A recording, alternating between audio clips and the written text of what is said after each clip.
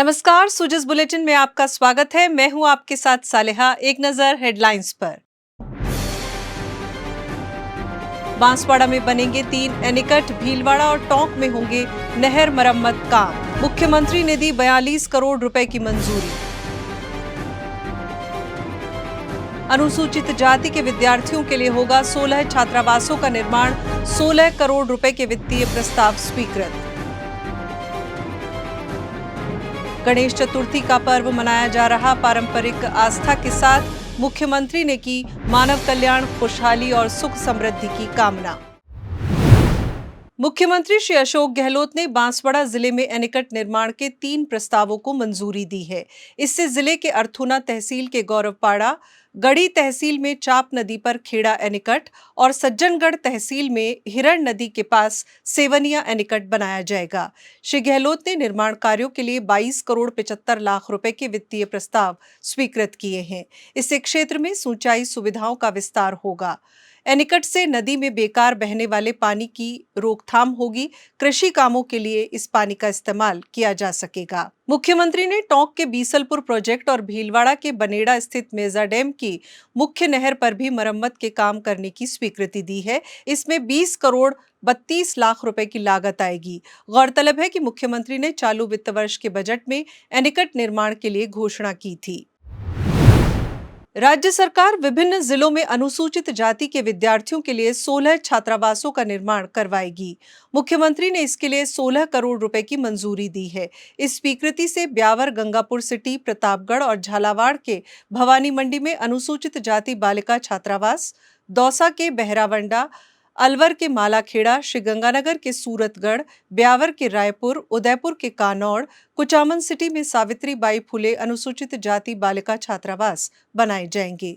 इसके साथ ही पचपदरा के कल्याणपुर और श्रीगंगानगर में अनुसूचित जाति बालक छात्रावास, जैसलमेर के फलसूंड, टोंक के उनियारा, चूरू के जैतासर और जोधपुर ग्रामीण के ओसिया में अंबेडकर अनुसूचित जाति बालक छात्रावासों का निर्माण करवाया जाएगा। प्रत्येक छात्रावास भवन के निर्माण पर 1 करोड़ रुपए की लागत आएगी। इससे अनुसूचित जाति के विद्यार्थियों को अध्ययन के लिए बेहतर वातावरण मिल सकेगा। मुख्यमंत्री ने राज्य के 25 लाख पशुपालकों को एक पशु, गाय या भैंस के कृत्रिम गर्भाधान करवाने के लिए 50% राशि 500 रुपए की सीमा तक अनुदान दिए जाने की मंजूरी दी है। साथ ही चालू वित्त वर्ष में 5 लाख कृत्रिम गर्भाधान किए जाने के लिए 36 करोड़ रुपए से ज्यादा के बजट का प्रावधान भी मंजूर किया है। जयपुर के पृथ्वीराज नगर क्षेत्र को आज से बीसलपुर का पानी मिलने की शुरुआत हो गई। जलदाय मंत्री डॉक्टर महेश जोशी ने बीसलपुर पृथ्वीराज नगर पेयजल परियोजना के फेज प्रथम के तहत पेयजल वितरण काम का लोकार्पण किया। इस मौके पर कृषि मंत्री श्री लालचंद कटारिया भी मौजूद रहे। उन्होंने पंप हाउस से पानी चलाकर रंगोली गार्डन इलाके की 53 कॉलोनियों में पेयजल आपूर्ति की शुरुआत की। जलदाय मंत्री ने बताया कि परियोजना का पहला चरण दिसंबर में पूरा होते ही पृथ्वीराज नगर की 1100 कॉलोनियों को बीसलपुर का पानी मिलने लगेगा। परियोजना के करीब 750 करोड़ रुपए के दूसरे चरण से 2200 कॉलोनियां लाभान्वित होंगी। पशुपालन मंत्री ने पृथ्वीराज नगर में पीने का पानी पहुंचाने का श्रेय मुख्यमंत्री की योजनाओं को देते हुए उनका आभार जताया। मुख्यमंत्री ने वरिष्ठ पत्रकार मनोज माथुर के आकस्मिक निधन पर गहरा शोक जताया है। मुख्यमंत्री ने अपने शोक संदेश में कहा कि श्री माथुर ने पत्रकारिता और सामाजिक क्षेत्र में उल्लेखनीय योगदान दिया। उनका निधन पत्रकारिता जगत के लिए अपूरणीय क्षति है। पत्रकारिता में उनके योगदान को हमेशा याद रखा जाएगा। श्री गहलोत ने ईश्वर से दिवंगत की आत्मा की शांति और शोकाकुल परिजनों को आघात सहन करने की शक्ति देने के लिए ईश्वर से प्रार्थना की है। मुख्यमंत्री ने गणेश चतुर्थी के पावन पर्व पर प्रदेशवासियों को बधाई और शुभकामनाएं दी है। उन्होंने मानव कल्याण, खुशहाली और सुख समृद्धि की कामना की है। मुख्यमंत्री ने प्रदेशवासियों से गणेश चतुर्थी का पर्व शांति और सद्भाव से मनाने की अपील की है। अपने संदेश में मुख्यमंत्री ने कहा कि विघ्नहर्ता, बुद्धि और समृद्धि के आराध्य देव भगवान गणेश आपके रास्ते के सभी बाधाओं को दूर कर मार्ग प्रशस्त करे, आपको सुख समृद्धि और अच्छे स्वास्थ्य का आशीर्वाद प्रदान करे। उन्होंने कहा कि गणेश जी का जीवन हमें श्रेष्ठ और रचनात्मक कामों के लिए प्रेरणा देता है।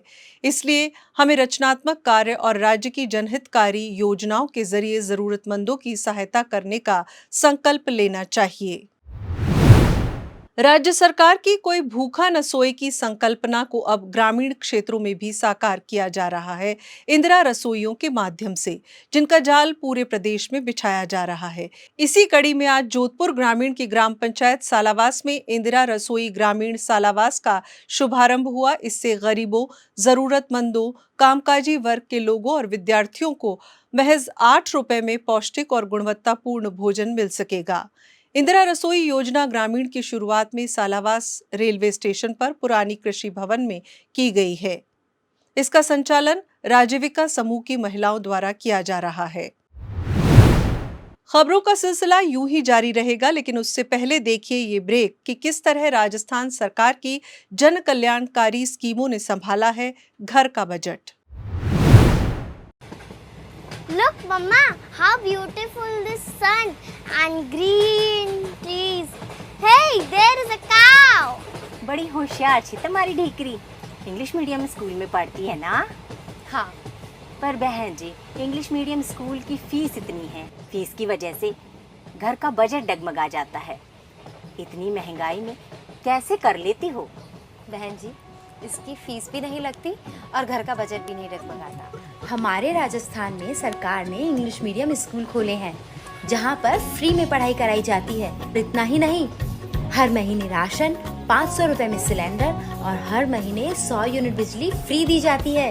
दवा जांच का भी कोई खर्चा नहीं। अरे वाह, इससे तो आपको महंगाई में बड़ी राहत मिल रही है। हाँ, राहत भी, बचत भी और बढ़त भी, सिर्फ हमारे राजस्थान में। सिर्फ राजस्थान में देश में सबसे सस्ता 500 रुपए का सिलेंडर, देश में सर्वाधिक 25 लाख का बीमा, सिर्फ राजस्थान में अन्नपूर्णा फूड पैकेट, और अब होगी 10 गुना तरक्की।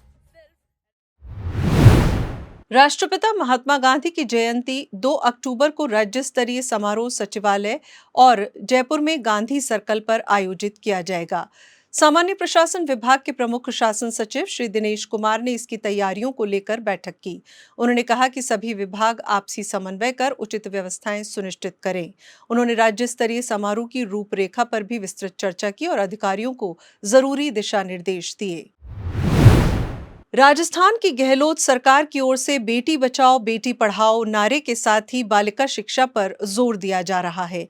खेती किसानी के क्षेत्र में भी बालिकाओं की भागीदारी बढ़ाने और उन्हें कौशल प्रशिक्षण प्रदान करने के लिए राजस्थान सरकार की अनूठी पहल है छात्रा प्रोत्साहन योजना, जिसके तहत कृषि संकाय से पढ़ाई करने वाली छात्राओं को 15,000 रुपए से 40,000 रुपए तक की अनुदान राशि दी जाती है।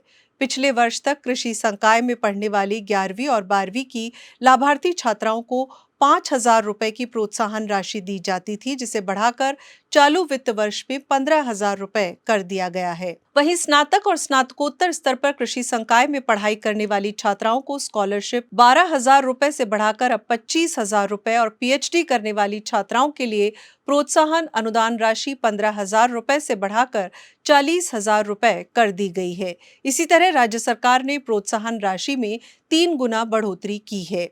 राज्य सरकार के वर्तमान कार्यकाल में इस योजना के तहत 87,800 से ज्यादा छात्राओं को 10+2 स्नातक और स्नातकोत्तर तथा पीएचडी स्तर पर लाभान्वित किया जा चुका है। उन्हें प्रोत्साहन राशि के रूप में 57 करोड़ रुपए से अधिक का भुगतान किया गया है।